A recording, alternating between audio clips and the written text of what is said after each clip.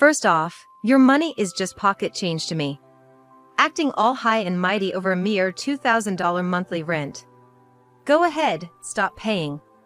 They both looked at me triumphantly. With pleasure.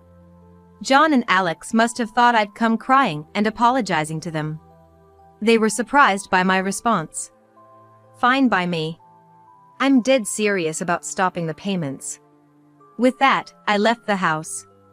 And that's how I cut ties with John, Alex, and the family. My name is Eleanor. I'm a 47-year-old. I married John 18 years ago. I met him on the dating site. I'm plain-looking, short, and was nicknamed Sunfish as a kid. I was always teased by everyone growing up. Because of that, I never had much self-confidence. For me, with low self-esteem, marriage was a distant dream. John always looked down on me from the start. He never treated me to a meal, not even once. We often split the bill, and I often paid. Moreover, John was divorced with one child. Since it was my first marriage, my parents were strongly against it. But I never had the slightest intention of breaking up with John. It happened one day. While on a date, John proposed to me. You know, I think marrying you wouldn't be so bad. His condescending way of saying it shocked and honestly hurt me. I often daydreamed about the ideal words and scenario for a proposal. I wished for kinder words when being proposed to for marriage. Additionally, John's 14-year-old son, Alex, never warmed up to me. I dismissed it as typical teenage behavior, but he's never looked me in the eye while speaking, even to this day. But none of that bothered me. I truly believed this marriage proposal was my last chance. Marriage was my dream.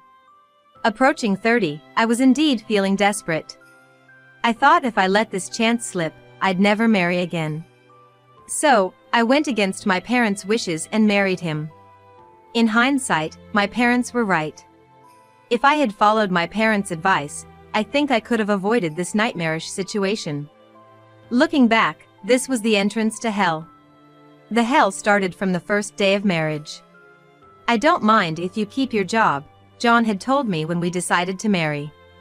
I thought he was understanding, but I was wrong. On the first day of marriage, John said something shocking. You'll pay the rent here. What? I didn't understand what John was saying at first. So, you're gonna pay the rent. That's what you work for, isn't it? From John's tone, I could feel there was no love for me. He seemed to view me not as his wife, but as a source of money.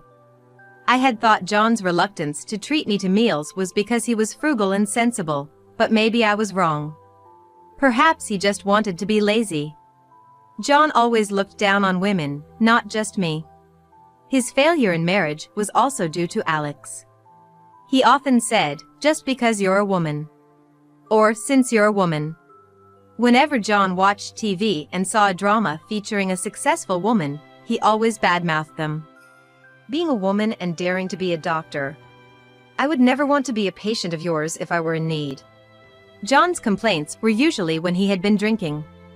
And he never had the courage to say these things directly to someone's face, so he'd either mutter them to the TV or under his breath. Hearing this always made me feel terrible and lose my appetite. John was not just stingy, he was all for getting anything free.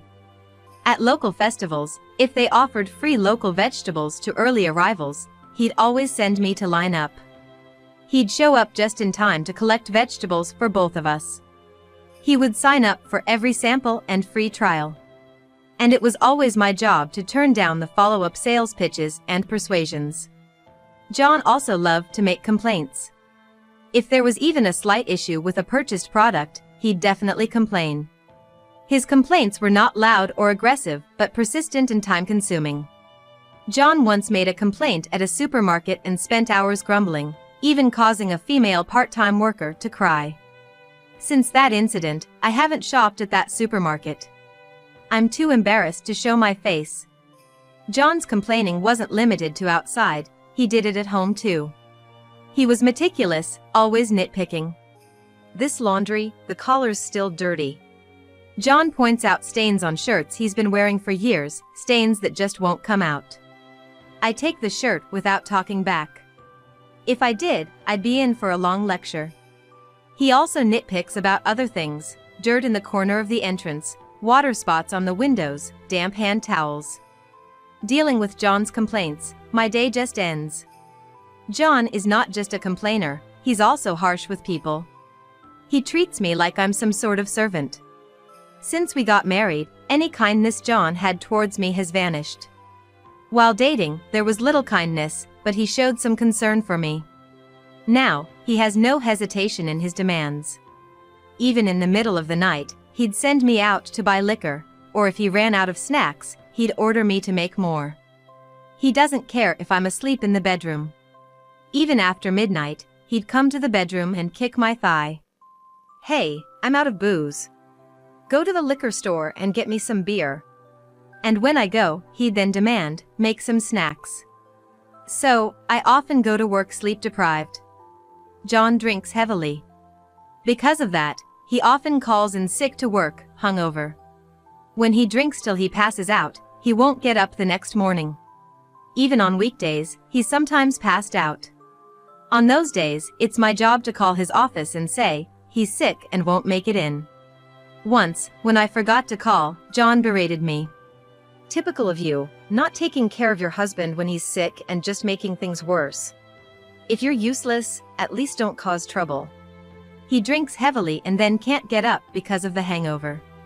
His hangovers are all his own doing. But he acts like it's my fault. When John's sleeping off a hangover, I try to be as quiet as possible. Once, when I used the vacuum cleaner, he got so angry, he lectured me for 2 hours. Now, when John's home, I use a broom to clean. John usually drinks when he's at home, so I can hardly ever use the vacuum cleaner. John's lectures are long. This is because he repeats the same things over and over. This time, I had to apologize for about 2 hours continually. I was mentally exhausted from John's treatment, and it had become a habit for me to live in a way that wouldn't upset him. John would drink and lead a sluggish life. He cleverly used the company's policies to take time off. I was worried he might have been fired since he hadn't gone to work for so long. But when I expressed my concern, John muttered, "It's paternity leave." I was baffled about how he managed to get paternity leave for a high school-aged son. But I couldn't question it. John was skilled at interpreting the company's systems and policies in a way that suited him. He was self-indulgent, always finding excuses to take time off from work. He never did overtime or worked on weekends. He used up all his paid leave. Yet, he didn't plan family trips or anything. He mostly just lounged around at home, drinking. The most he'd do was go to a bar by himself. John's favorite phrase was, "I married you, didn't I?" Even if I didn't voice my complaints, if I showed dissatisfaction on my face, he'd inevitably say this. John could easily tell when I was unhappy. He was very sensitive about being seen in a bad light. This must be his way of navigating life. Our son Alex has handsome features and is popular among his peers. He brags about being scouted as a model. Like John, Alex is also harsh with me. He refuses to eat food he dislikes. Worse, if such food is on the table, he complains. Alex, too, complains persistently like John. Once, when I handed him socks that were inside out after washing, he complained for a week. Alex attended a public high school and his grades were above average. John didn't like spending money on anyone but himself and wasn't interested in Alex's education. He's going to have to work after he graduates from high school, John had declared. I wanted Alex to go to university when I thought about his future. I thought that without it, Alex might struggle in the future, so I decided to send him to tutoring. Knowing John wouldn't contribute, I decided to pay the tutoring fees from my income. However, this made our financial situation even tighter. John gave me some money for living expenses, but frankly, it wasn't enough. After months of trying to make ends meet, I asked John for more money. This request came after months of trying to make ends meet and realizing it was impossible despite all my efforts to cut back. John snorted and coldly said, "If you can't manage with the money I give, you're a failure as a wife. Figure it out." That was the end of the conversation. I could only hang my head. In the end, I decided to pay for the rent, Alex's tuition, and our living expenses from my income and savings. Alex started going to tutoring and preparing for the entrance exams. At first, he wasn't keen, but I persuaded him about the ease of university admission and job prospects. Additionally, I managed the study schedule, printed past exam papers, took care of health management, and frequently communicated with the tutoring teachers. I also helped in deciding on the desired university and supported the study process. The university admission results were checked online. I had a feeling that Alex wouldn't tell me the results. When I saw the results, I was so happy that I just slumped down on the spot. Thus, Alex was able to go to university. From the time Show passed the university entrance exam until now, I haven't received even a single thank you from him. Alex isn't very expressive, so it was hard to tell if he was happy. He was proudly talking on the phone to his friends about being able to go to university. I got into university, man. It was seriously a breeze. I could hear him talking boastfully on the phone with his friends in the living room. He seemed happy, but his way of expressing it was demeaning to others, which unsettled me. When I told John about the university acceptance, the first thing he asked was, "How are you going to manage the money?" John hates spending money on anything other than himself. I told him that I was paying for everything from my savings and salary, and had also applied for a student loan. Hearing that, John seemed convinced and finally said to Alex, "Congratulations on your acceptance." The loan was not a grant but a low-interest one, so I would likely be the one repaying it. In university, Alex, who had been idling away, said he wanted to study abroad. Honestly, I was scared we'd run out of money, but for Alex's sake, I withdrew my fixed deposit to fund it. When I checked Alex's social media during his study abroad, it didn't seem like he was studying at all, more like he was just on a vacation abroad. Around this time, I was talking to my boss about possibly getting a raise. After graduating, Alex got a job at a decent IT company, though not top tier. Incidentally, his study abroad brought no results. He still couldn't speak English. Alex began spending more time away from home, leaving me alone with John more often, making life even more suffocating. Alex introduced me to his fiancée. She seemed like a kind and quiet woman. She reminded me of myself somehow. I had a bad feeling.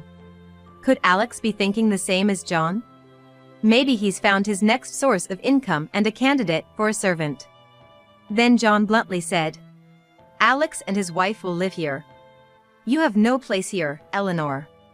Sleep in the storage room by the entrance." Hearing that, something in me snapped. Unbelievable. Do they even realize how much I've done for this family? I worked as they told me to, paying for everything from rent to living expenses and education fees. I had a faint hope that they might appreciate or acknowledge me. But all that was in vain. To think that they would say such terrible things to me. Alex and John looked at me in shock. "Do you know why Alex was able to go to college?" Alex, looking awkward, tried to smirk it off. I vented my anger on Alex. "Your father never planned to send you to college. I was the one who paid for it and helped you with your studies to get you there." "I didn't know that," Alex retorted, looking away. "Don't start with that now. When did I ever ask to go to college?" "That's right, nobody asked you to do it, Eleanor. You did it on your own." "How can you say that? You all just see me as a convenient ATM, don't you?" Alex snorted derisively. "Now you bring this up?" He looked down on me. "You're only good for earning money and supporting us, so don't get all high and mighty." He seemed to thoroughly belittle me. "Enough!" I couldn't take it anymore and stood up, kicking the chair. John grabbed my shoulder and forced me back into the seat. Then, with a cold tone, he said to me, "Hey Eleanor, how can you talk to Alex like that? Have you gone downhill not just in looks but in character too?" What cruel words. I had endured for 18 years. But I had reached my limit. "Stop it, John, and don't encourage Alex. He's not getting carried away. It's just how it is. You're just that in this house. Shocked and angry, tears welled up in my eyes. Seeing this, John and Alex scornfully said to me, "A woman like you, we never really accepted you as a wife. What are you getting all high and mighty about?" That's right. Just because you contribute some money doesn't mean you can act all important. I glared at Alex. If that's how you feel, I won't contribute any more money. Go ahead. I'm fed up with living with you anyway.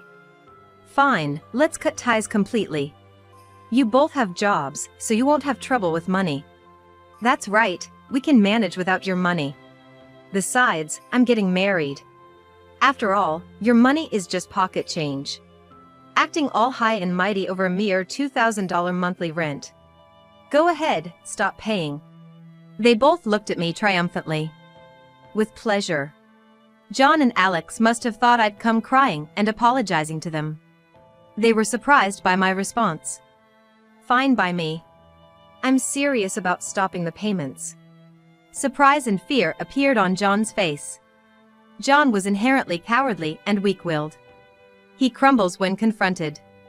Well, it's fine. You're useless to us now anyway. Understood. I'll happily do that. I'm leaving this house and will have nothing more to do with you. With that, I left the house.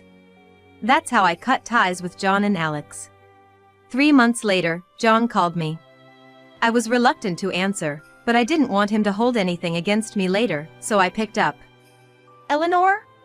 It's me, John," he said, his voice panicked.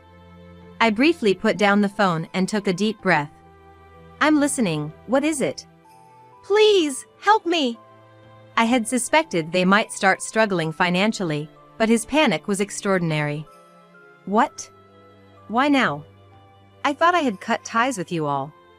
I tried to stay calm and composed, even though my heart was racing.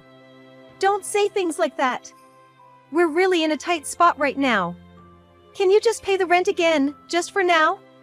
We're family, after all." We were still legally married, as the divorce proceedings were ongoing. The discussions hadn't made much progress, so I was talking to a lawyer about going for a court divorce. Legally, we were still a couple, but I saw no reason nor had the inclination to help this man. "What are you talking about? Who was it that called my money just pocket change?"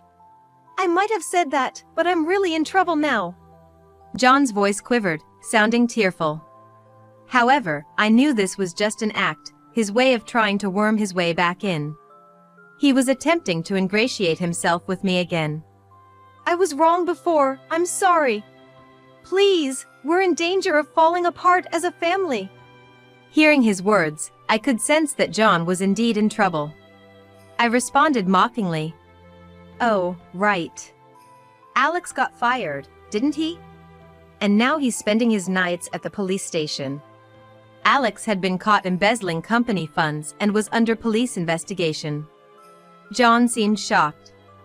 He seemed shocked, at a loss for words. After a moment, John managed to speak. "How did you know about that? More importantly, did you know Alex's company was recently acquired? The company that bought it is where I work." "What?"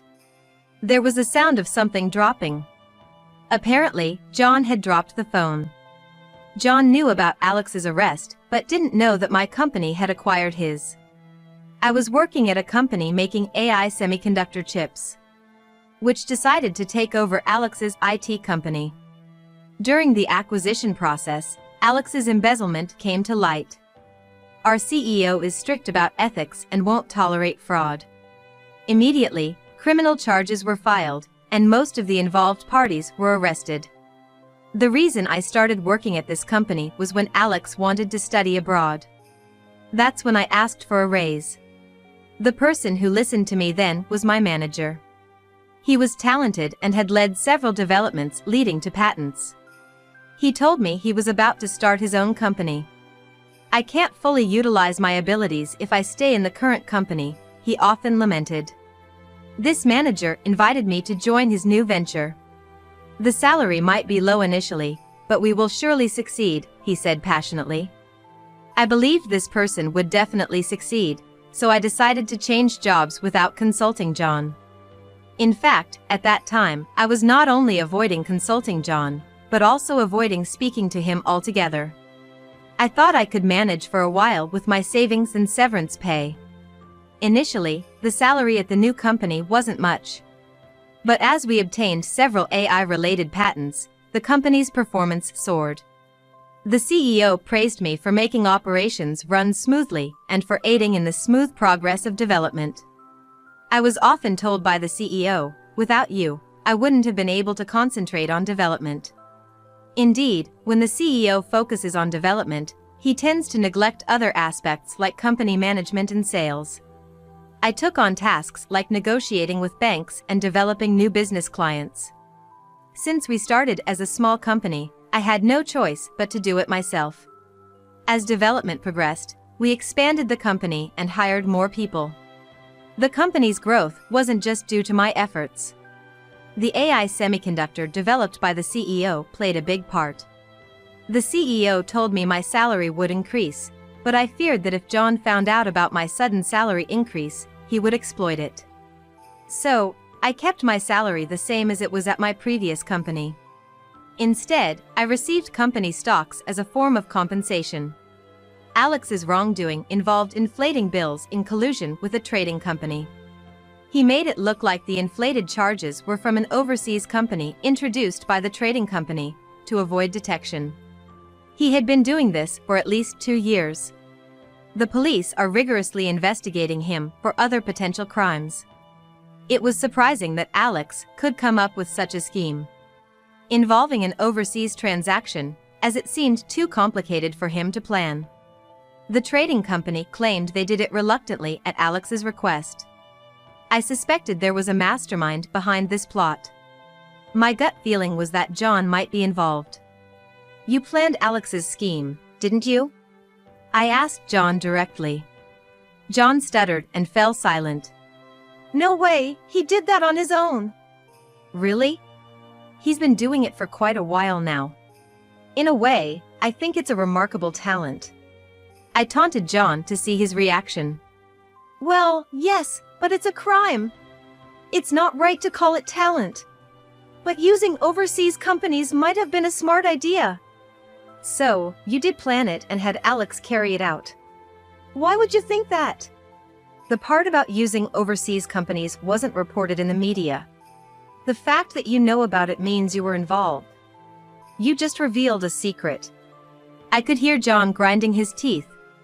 "I'll report this to the police. Even if I don't, I think Alex will eventually confess." "Don't mess around. This is all your fault." John kept talking, but I hung up midway. I didn't want to talk to John anymore. After that, he called several times, but I ignored all of them. I understood that they were in trouble with Alex's arrest. But John had his own income. I couldn't fathom why they were so desperate for money. 3 months later, I got another call from John. I ignored it at first, but I needed to retrieve some belongings from the house, so I called John back. John said he wanted to meet because it was too much to discuss over the phone. I agreed and decided to visit the house. The next day, I went to the house where I had lived until. It was clear that the house had fallen into disrepair. Nothing seemed to have been maintained.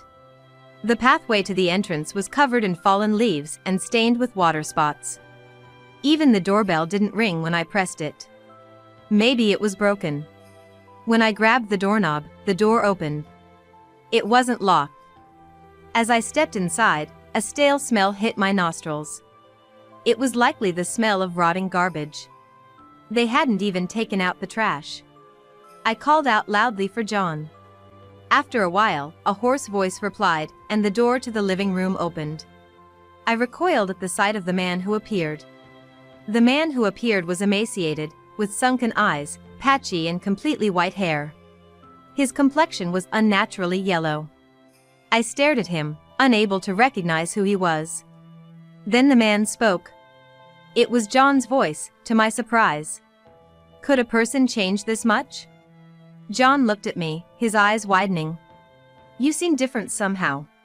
Do you think so? But this house has become quite neglected.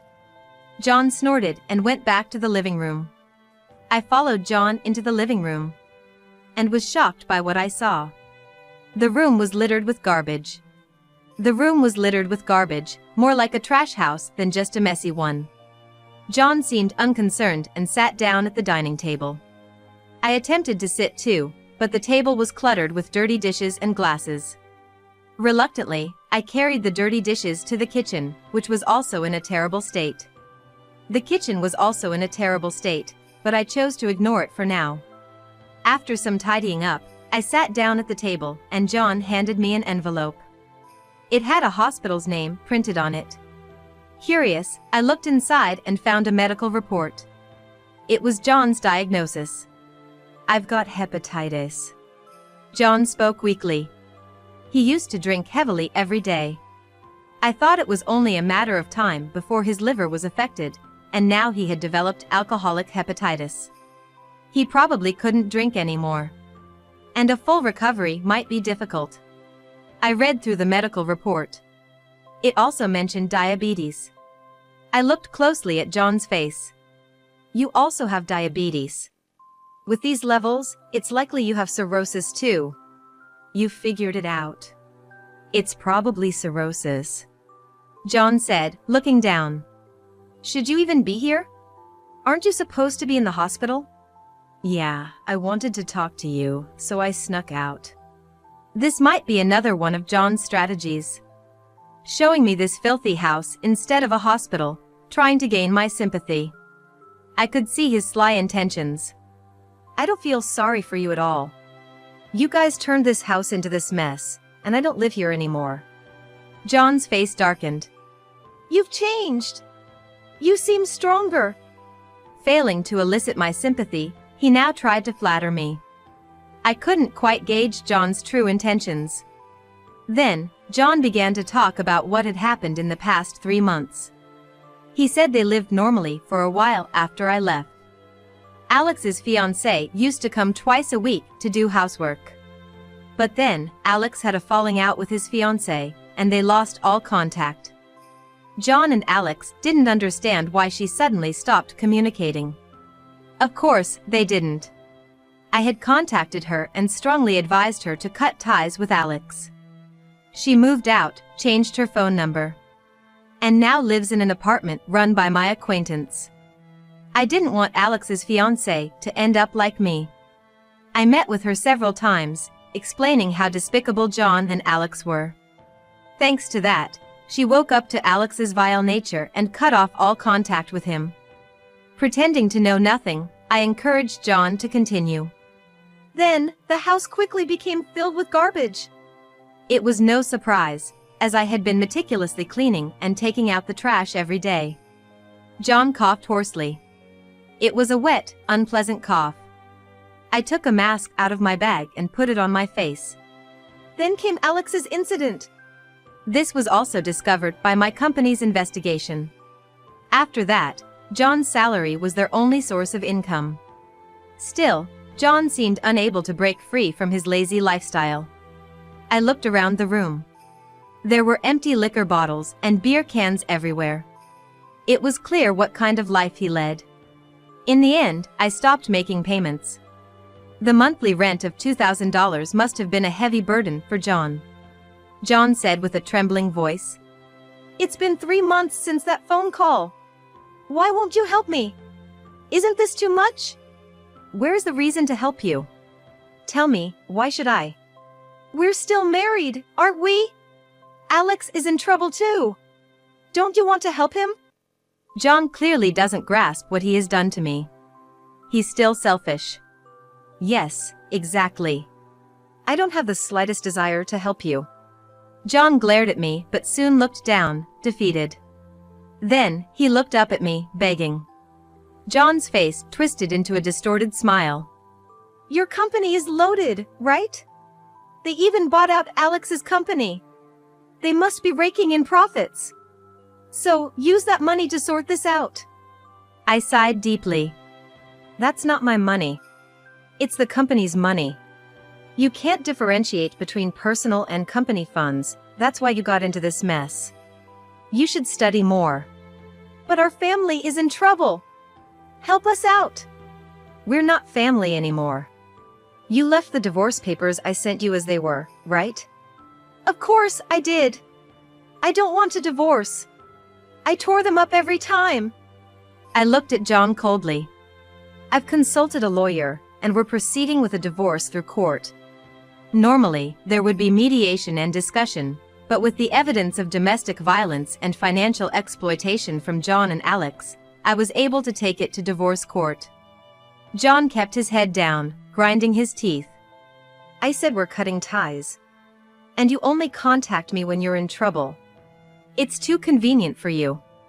We lived together all this time. I'm the one who married you.